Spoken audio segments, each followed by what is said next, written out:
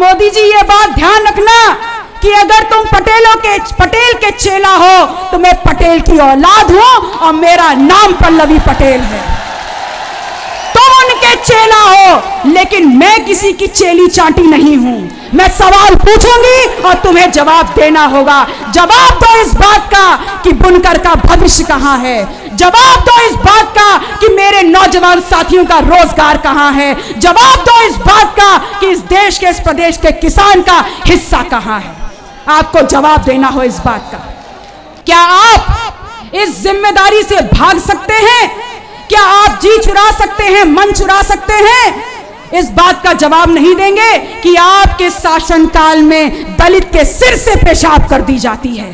क्या आप इस बात की जिम्मेदारी से भाग सकते हैं कि आपके शासन में जहां जहां भी आपका शासन है, चाहे राजस्थान हो, चाहे मध्य प्रदेश हो, चाहे उत्तर प्रदेश हो, सबसे ज्यादा सरकारी सिक्योरिटी में अगर किसी को टॉर्चर किया गया है सरकारी महकमे के द्वारा तो वह पिछड़ा दलित मुसलमान है।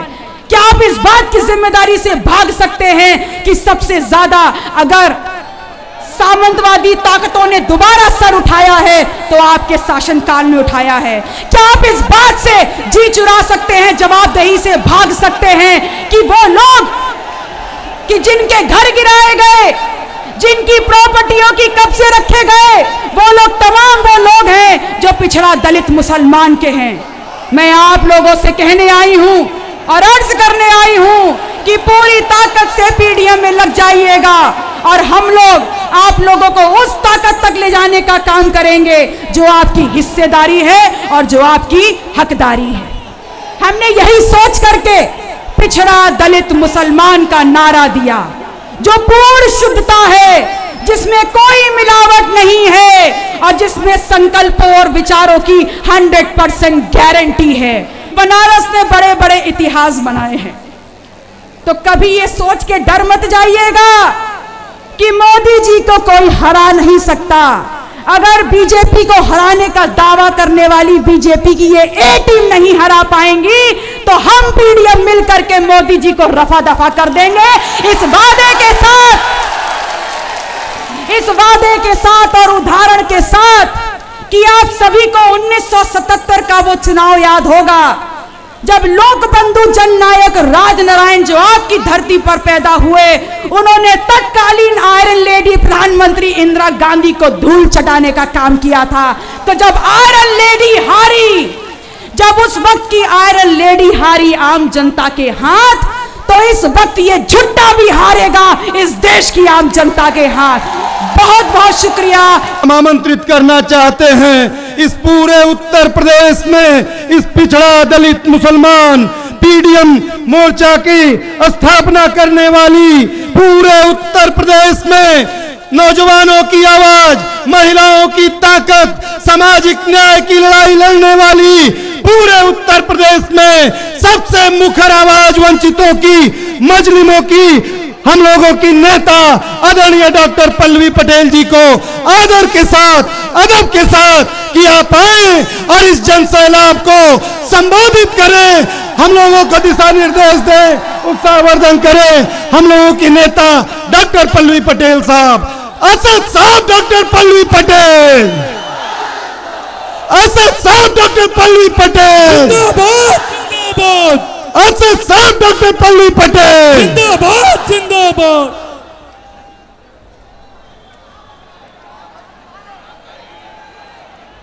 जहां मां गंगा की प्रौणता संपत्ति, ज्ञान और वैभव फलित करती हो, जहां तथागत गौतम बुद्ध की वाणी, जहां कबीर की वाणी, जहां रहीम की वाणी सुनाई देती हो, ऐसी सरजमी शहर बनारस को सबसे पहले नमो बुद्धाय, अस्सलाम वालेकुम, सलाम बनारस। आज ये पीडीएम की पहली सभा है।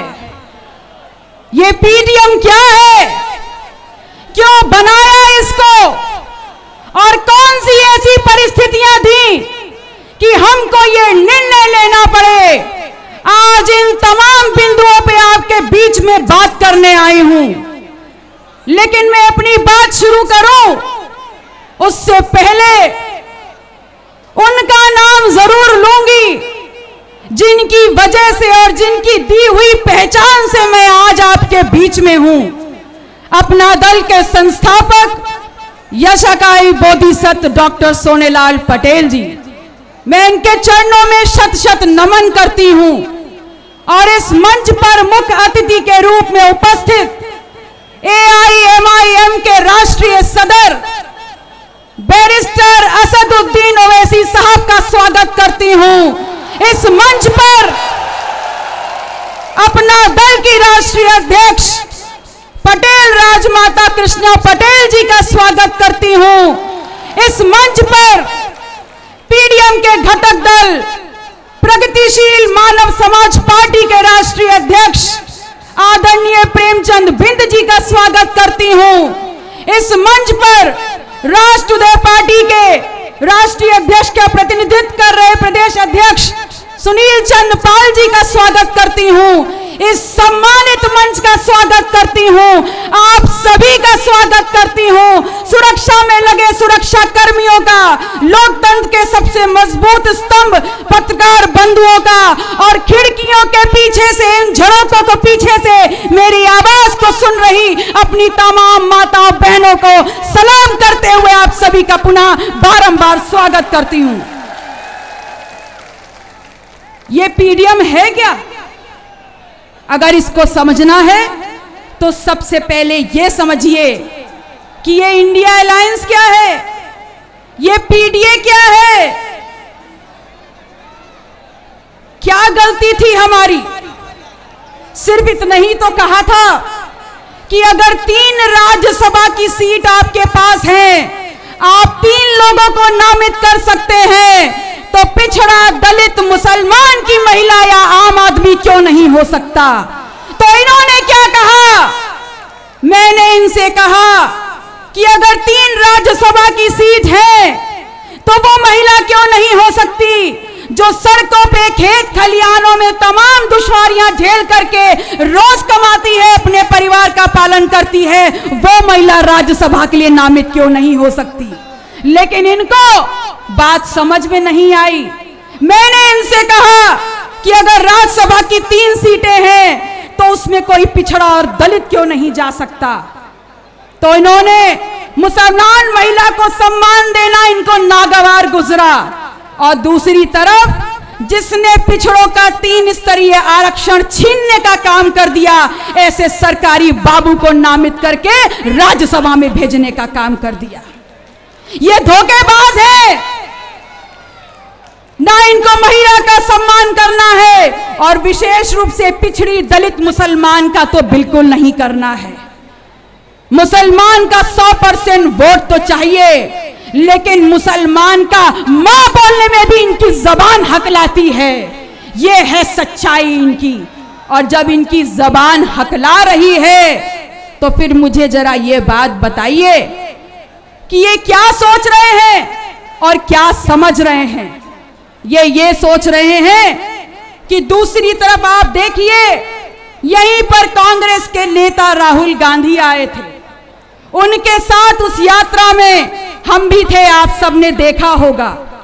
लेकिन जब मैंने उनसे कहा कि भैया यहां पर किसानों की जमीन लूटी जा रही है, भैया यहां पर इस देश को दुनिया में यश दिलाने वाले इन बुनकरों के हाथ का हुनर छीना जा रहा है, भैया यहां पर जो रोजगार में, यहां पर जो पढ़े लिखे नौजवान हैं जिनके हाथ में डिग्रियां हैं, उनको रोजगार नहीं दिया जा रहा है, तो आपको पता है जवाब क्या मिला? जवाब आप सबने सुना। यहां पर लुटती हुई किसान की जमीन नहीं दिखाई दी उनको, यहां पर बुनकरों की भुखमरी और लुटता हुआ उनका यश और हुनर नहीं दिखाई दिया उनको, यहां पर लुटता हुआ नौजवानों का रोजगार नहीं दिखाई दिया उनको।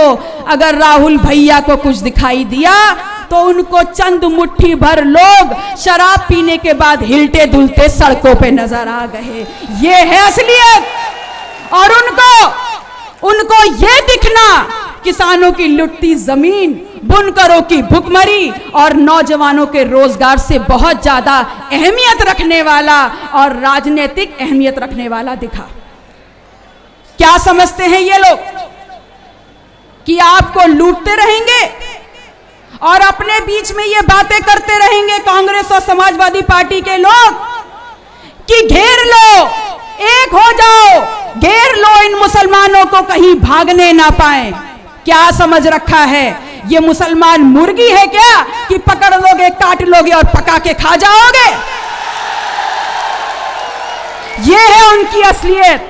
और मैं आपसे कहने आई हूं कि मंच पर बैठे हैं असद भाई, इनको मैंने बहुत बार कहते सुना है कि भारतीय जनता पार्टी को जिताने वाले यही विपक्षी का चेहरा ओढ़ने वाले लोग हैं। वरना क्या कारण है कि जब पूरा का पूरा मुसलमान, बहुत पिछड़ा और दलित आपके साथ लगातार 2014 में, 2017 में, 2019 में और 2022 में खड़ा रहा, तो ये हार कैसे गए? इस बात का जवाब आपको ढूंढना है। और आपको पता है इस बात का जवाब क्या है? इस बात का जवाब इतिहास के पन्नों में दबा हुआ है। इतिहास की एक बहुत मशहूर घटना है, बहुत मशहूर युद्ध है, शायद आप में से बहुत से लोगों ने सुना हो, प्लासी का युद्ध। वो युद्ध जहां पर नवाब सिराजुद्दौला, जिनके पास 18,000 की पराक्रमी सैनिकों की सेना थी, वो लड़ाई लड़े बिना ही 350 सैनिकों की सेना रखने वाले ईस्ट इंडिया कंपनी से हार गए। पता है क्यों? ऐसा नहीं था कि ईस्ट इंडिया कंपनी के वो 350 जो सैनिक थे बड़े काबिल थे, पराक्रमी थे। असलियत तो ये थी कि नवाब सिराजुद्दौला का एक एक सैनिक 100 पे भारी था। लेकिन उसके बावजूद नवाब सिराजुद्दौला हारे, 18,000 सैनिकों की सेना हारी। पता है क्यों? क्योंकि कमजोर सिराजुद्दौला का वो सेनापति मीर जाफर बिक गया, वो निकल गया दलाल। तो मैं आपको कहने आई हूं, आप सबका आह्वान करने आई हूं कि बार बार ये कमजोर गद्दार मीर जाफर को अपने वोटों की सौदेबाजी करने का अधिकार मत दीजिए। बार बार अगर आप उनको मौका देंगे तो वो बार बार भारतीय जनता पार्टी के खिलाफ जो हमारी लड़ाई है उनको हराने की, उनको जमीन पे पटकनी देने की, उसमें वो आपके वोटों की सौदेबाजी करके आपके वोटों को बार बार तिजारत देते रहेंगे। एक ऐसे धोखेबाज गद्दार सेनापति से लाख गुना बेहतर है आप एक ईमानदार सेनापति को चुनने का काम कर दें, जो कम से कम आपके दुख और सुख में आपके साथ खड़ा तो होगा। इसलिए मैं आप सभी नौजवान साथियों का, झरोके के पीछे खड़ी अपनी महिलाओं, माताओं, बहनों का, बुजुर्गान का, सबका आह्वान करने आई हूं कि याद रखिएगा, भारतीय जनता पार्टी को धूल चटाने का अगर मादा किसी में है तो उसी आम आदमी में है जो दिन रात मेहनत करता है और 2 जून की रोटी कमाता है। वो कभी नहीं कर सकता जिसके ऊपर खनन घोटाले की जांच चल रही हो। वो कभी नहीं कर सकता जिसके ऊपर आय से अधिक संपत्ति के मामले हों। वो कभी नहीं कर सकता जो भ्रष्टाचार में लिप्त हो। भारतीय जनता पार्टी भ्रष्टाचार का दलदल है और उस दलदल में घुस करके, उतर करके, वापस उबर करके अगर कोई आएगा तो वही आदमी आ सकता है जिसके पास ईमान हो और जिसके रगों में मेहनत का खून बहता हो। मैं आप लोगों से कहने आई हूं कि ये पीडीएम आपका है, पिछड़ा दलित मुसलमान। हम आपकी ताकत आपके साथ खड़े होकर के बढ़ाने आए हैं और आप लोग का आह्वान करने आई हूं कि पूरी ताकत से एक बार एक साथ आ जाइए, इनको धूल चटा देंगे और इनको बताने का काम करेंगे कि जब जब इस देश का किसान, मजदूर, कमेरा समाज जागता है, मेहनतकश समाज जागता है, तो बड़ी बड़ी सल्तनत हिल जाती है। ये बताने हम आपके बीच में आए हैं। हम आपसे ये कहने आए हैं कि याद रखिए, ये जो लोग हैं ये बड़ी चतुराई से आपके बीच में आएंगे, आपको उल्टी सीधी बातें भी समझाएंगे, लेकिन आपको ये याद रखना है, हमको ये याद रखना है कि आपने किया क्या है। आपने 2014 में इनको मौका दिया, 2019 में इनको मौका दिया, अब 2024 में भी इनको मौका देना चाहते हैं। लेकिन मौका देने से पहले इनसे ये तो पूछ लीजिए कि 10 सालों में इन्होंने किया क्या है। क्या 10 सालों में बनारस हिंदू यूनिवर्सिटी, वो कैंपस जो अपने आप को एक मॉडल कैंपस के रूप में डेवलप किया था और जहां से निकलने वाले छात्र छात्राएं विश्व में अपनी क्षमता का लोहा मनवाते थे, आज उन लोगों की बौद्धिक क्षमता क्या विकसित हुई है। इन लोगों से पूछिए कि 10 साल में इस देश का किसान, इस देश का कमेरा जो खेत खलिहानों से फसल निकाल करके इस धरती का मान बढ़ाता था, क्या आज उसको वो सम्मान मिल पाया है। इन लोगों से पूछिए कि दुनिया भर में अपने हाथों के हुनर से इस देश को और इस धरती को यश दिलाने वाले, क्या इन बुनकरों की जिंदगी में कोई बढ़ोतरी हुई है, क्या उनकी कला में कोई इजाफा हुआ है। अगर नहीं तो फिर तीसरी बार इनको मौका क्यों। क्या हमारी जिम्मेदारी सिर्फ हमारी रोजी रोटी तक है? क्या हमारी जिम्मेदारी सिर्फ हमारी शिक्षा तक है? अगर इनको तीसरी बार मौका दिया तो याद रखिएगा, 2000 में मौका मिला तो घाट बेचे, बनारस का इतिहास बेचा, ये देश बेच रहे हैं और प्रदेश बेच रहे हैं। और हम लोग जो बनारस के रहने वाले हैं और जाति और धर्म से ऊपर उठ करके जिनकी पहचान और जिनकी जिंदगी इस गंगा मैया पर निर्भर है, आश्रित है, और जो हमें संस्कृति देती है, सभ्यता देती है और सदियों सदियों से आस्था का प्रतीक है, उसको बचाना और उस बनारस की विरासत को रखना सजोकर, ये सब भी हम बनारसियों की जिम्मेदारी है। लेकिन आज 2024 में ये याद रखिएगा कि इनको बचा कुचा बनारस का 1 इंच भी नहीं देना है और खदेड़ देना है बनारस की सीमा के बाहर इनको, और याद दिला देना है कि यह आम जनता का चुनाव है, ये आम जनता का निर्णय है। मैं आप लोगों से ये कहने आई हूं कि याद रखिएगा, ये आपके बीच में तमाम मुगालते लेके आएंगे, तमाम बातें कहेंगे, लेकिन अपने बीच में आसपास देखिए, बड़े होशियार लोग हैं। ये क्या बोल रहे हैं कि हम भारतीय जनता पार्टी की बी टीम है।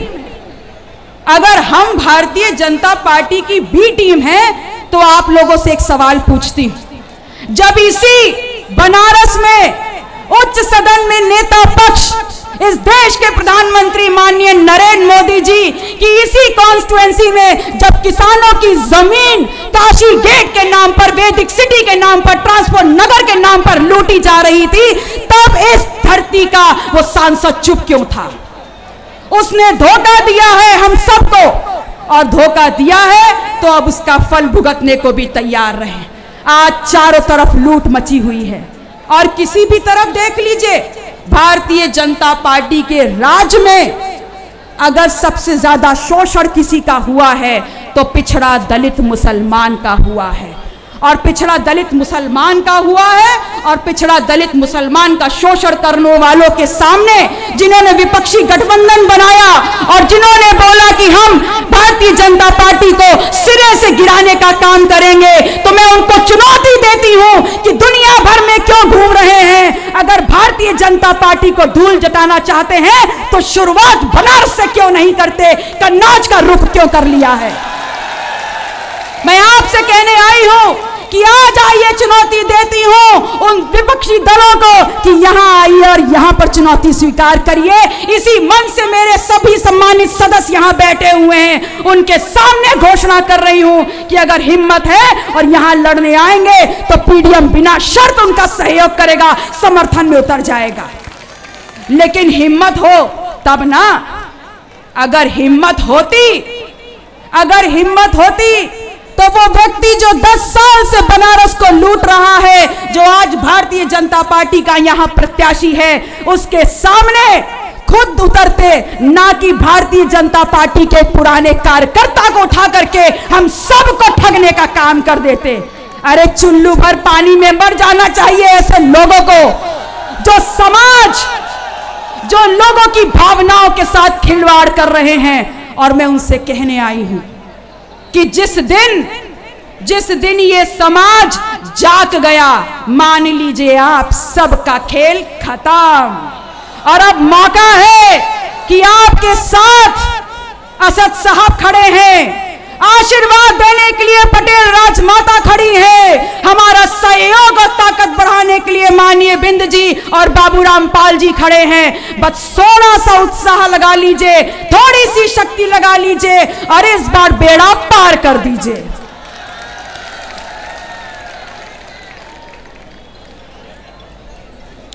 ये कहते हैं कि बीजेपी को ये हराएंगे और हमको कहते हैं कि हम बी टीम हैं। अगर हम बी टीम हैं तो आपने इस विधानसभा के सदन में मेरी सारी उपस्थितियां देखी हैं, आपने सुना है और आपने देखा है। आप लोगों ने सड़कों पे मेरा संघर्ष देखा है कि जब मेहनत का समाज ने मुझे आवाज दी है, मैं उनके साथ खड़े होकर के सड़क से सदन तक लड़ने का मैंने काम किया है। अगर आपको किसी को भी मेरे उन कार्यों में, मेरी सोच में अगर जरा सी भी मिलावट समझ में आती है, दिखती है, तो बता दीजिए। तो अगर मिलावट नहीं दिखती तो बी टीम हम कैसे हुए? असल में उनको समझ में आ गया है कि बीजेपी की ए टीम और बी टीम दोनों वही हैं। बस वक्त का इंतजार है कि आप कितनी जल्दी उनको डंडे की और लाठी की चोट पे ये समझाने का काम कर दें कि पीडीएम बी टीम नहीं है, पीडीएम आम आदमी की सेना है, मेहनत का समाज की सेना है। और अगर बीजेपी को कोई टक्कर दे करके गिरा सकता है तो सिर्फ और सिर्फ पीडीएम गिरा सकता है। मैं आप लोगों से कहने आई हूं कि याद रखिएगा आज, और इनको चुनौती भी दे रही हूं कि हम लोग कौन हैं। हम लोग गरीबी रेखा से नीचे रहने वाले लोग हैं, बीपीएल। और हम लोग वो हैं जिनको ये 5 किलो राशन देकर के अपने पक्ष में कर रहे हैं। तो मैं चुनौती देती हूं सरकार को और उनकी तमाम एजेंसियों को कि आप जाएं, गलियों में जाएं और ये बताने का काम करें कि आपकी लिस्ट में और आपकी योजनाओं में जो लोग बीपीएल के अंतर्गत अंकित हैं, क्या वो पिछड़ा दलित मुसलमान नहीं है? आज शिक्षा के अभाव में जिस बच्चे की जिंदगी अंधेरे में गुजर रही है, क्या वो इस देश का पिछड़ा दलित मुसलमान नहीं है? जिसको दवाई के अभाव में जिसकी जान जा रही है जिस बच्चे की, क्या वो पिछड़ा दलित मुसलमान नहीं है? वो नौजवान जो डिग्री लेकर के बेरोजगार होकर के सड़कों पे घूम रहा है और उसकी जवानी और जिंदगी बेपनाह घूम रही है, क्या वो पिछड़ा दलित मुसलमान नहीं है? किसी भी झरोके से देखिए, किसी भी कोने से देखिए, जहां भी नजर डालेंगे सबसे ज्यादा शोषण अगर किसी का हुआ है तो पिछड़ा दलित मुसलमान का हुआ है। इसलिए आप लोग का आह्वान करने आई हूं कि निकल पड़िए अपने घरों से और बिल्कुल भी षड्यंत्र के चक्कर में मत पड़िएगा। इस बार पूरी ताकत लगा दीजिए पीडीएम के लिए और उनको समझाने में कि हम समझ गए हैं कि इस बार हमारी लड़ाई किसी को हराने जिताने की नहीं है, हमारी लड़ाई अपने आप को जिताने की है, अपने समाज, अपने कौम को जिताने की है, हमारे बाल बच्चों की है और इस बात की है कि कल अपनी पीढ़ियों के सामने हम ये उदाहरण रख सके कि बच्चों हम लड़े, हम खड़े हुए, हमने मुकाबला किया और इनको गिरा करके हम विजयी हुए। इस साथ के साथ, इस ताकत के साथ हमको आगे बढ़ना है। कैसे होता है ये? कि 2022 में ये पिछड़ा दलित मुसलमान घंटों लाइन में लग करके इनको वोट दिया और उसके बाद नतीजा क्या निकला। मैं सिराथू से चुनाव लड़ी और मैंने वहां पर आताताई भ्रष्टाचारी जो उप मुख्यमंत्री है इस प्रदेश का केशव मौर्य को पटकनी देने का काम किया। तो जब मैं वहां पर जीत गई तो पूरे प्रदेश में यह पिछड़ा दलित मुसलमान कैसे हारा, पता है कैसे हारा? वो बैठा है ना कमजर्फ मीर जाफर, वो ना खुद जीत रहा है, ना हमको जीतने दे रहा है और ना लड़ने दे रहा है। इसलिए आप लोगों से बोल रही हूं कि षड्यंत्र के जाल से बाहर आइए और पूरी ताकत से इस झंडे को, इस पीडीएम को लेकर के खड़े हो जाइए और एक सुर में बोलिए कि जीतेगा तो पीडीएम जीतेगा, और अगर इनको निकालेगा कोई यहां से बाहर तो पीडीएम निकालेगा। ये क्या कह रहे थे आपको पता है कि तथागत गौतम बुद्ध से लेकर आज तक बनारस की धरती पर सिर्फ मेहनत कश समाज का राज रहा है। और ये आपके बीच में क्या बोल के आए थे? ये आपके बीच में ये बोल के आए थे कि मैं पटेल का चेला हूं। तो अगर पटेल के चेले हो तो इस बात का जवाब दो कि जब पटेलों की जमीन तुम्हारा ही शासन, तुम्हारी ही सरकार खींचने का काम कर रही थी, लूटने का काम कर रही थी, तब तुम कहां थे? और मोदी जी ये बात ध्यान रखना कि अगर तुम पटेल के चेला हो तो मैं पटेल की औलाद हूं और मेरा नाम पल्लवी पटेल है। तुम उनके चेला हो लेकिन मैं किसी की चेली चाटी नहीं हूं। मैं सवाल पूछूंगी और तुम्हें जवाब देना होगा। जवाब दो इस बात का कि बुनकर का भविष्य कहां है। जवाब दो इस बात का कि मेरे नौजवान साथियों का रोजगार कहां है। जवाब दो इस बात का कि इस देश के, इस प्रदेश के किसान का हिस्सा कहां है। आपको जवाब देना हो इस बात का। और आप क्या कह रहे हैं? क्या आप इस जिम्मेदारी से भाग सकते हैं? क्या आप जी चुरा सकते हैं, मन चुरा सकते हैं? इस बात का जवाब नहीं देंगे कि आपके शासनकाल में दलित के सिर से पेशाब कर दी जाती है। क्या आप इस बात की जिम्मेदारी से भाग सकते हैं कि आपके शासन में जहां जहां भी आपका शासन है, चाहे राजस्थान हो, चाहे मध्य प्रदेश हो, चाहे उत्तर प्रदेश हो, सबसे ज्यादा सरकारी सिक्योरिटी में अगर किसी को टॉर्चर किया गया है सरकारी महकमे के द्वारा तो वह पिछड़ा दलित मुसलमान है। क्या आप इस बात की जिम्मेदारी से भाग सकते हैं कि सबसे ज्यादा अगर सामंतवादी ताकतों ने दोबारा सर उठाया है तो आपके शासनकाल में उठाया है? क्या आप इस बात से जी चुरा सकते हैं, जवाबदेही से भाग सकते हैं कि वो लोग कि जिनके घर गिराए गए, जिनकी प्रॉपर्टियों की कब्जे रखे गए, वो लोग तमाम वो लोग हैं जो पिछड़ा दलित मुसलमान के हैं? मैं आप लोगों से कहने आई हूं और अर्ज करने आई हूं कि पूरी ताकत से पीडीएम में लग जाइएगा और हम लोग आप लोगों को उस ताकत तक ले जाने का काम करेंगे जो आपकी हिस्सेदारी है और जो आपकी हकदारी है। हमने यही सोच करके पिछड़ा दलित मुसलमान का नारा दिया, जो पूर्ण शुद्धता है, जिसमें कोई मिलावट नहीं है और जिसमें संकल्पों और विचारों की 100% गारंटी है। मैं आप लोगों से कहने आई हूं कि आप लोगों को हाजिर नाजिर मानते हुए ये वादा कर रही हूं कि अगर हम सत्ता में आए तो इस देश में सबसे पहला काम जो होगा वो होगा जातिवार जनगणना। आपके बीच में कोई भी बड़ा मेमोरेंडम घोषणा पत्र लेके नहीं आई हूं, कोई झूठे वादों की फहरिस्त नहीं है। अगर कुछ है तो सिर्फ संकल्प कि जातिवार जनगणना होगी, एक एक की गिनती होगी और जिस समाज की होगी जितनी संख्या भारी, शिक्षा, रोजगार, सदन, पैसा, कमाई, पढ़ाई लिखाई, स्वास्थ्य में होगी आपकी उतनी हिस्सेदारी और जितनी होगी आपकी हिस्सेदारी इस देश को आगे बढ़ाने में होगी आपकी जिम्मेदारी। आप सब लोगों ने बहुत हौसला अफजाई की है, बहुत ध्यान से सुना है। बस अंत में अपनी दो बातें कहते हुए आप सभी लोगों से रजा लूंगी कि बनारस ने बड़े बड़े इतिहास बनाए हैं, तो कभी ये सोच के डर मत जाइएगा कि मोदी जी को कोई हरा नहीं सकता। अगर बीजेपी को हराने का दावा करने वाली बीजेपी की ये ए टीम नहीं हरा पाएंगी तो हम पीडीएम मिलकर के मोदी जी को रफा दफा कर देंगे। इस वादे के साथ और उदाहरण के साथ कि आप सभी को 1977 का वो चुनाव याद होगा जब लोकबंधु जननायक राजनारायण जो आपकी धरती पर पैदा हुए, उन्होंने तत्कालीन आयरन लेडी प्रधानमंत्री इंदिरा गांधी को धूल चटाने का काम किया था। तो जब आयरन लेडी हारी, जब उस वक्त की आयरन लेडी हारी आम जनता के हाथ, तो इस वक्त ये झुट्टा भी हारेगा इस देश की आम जनता के हाथ।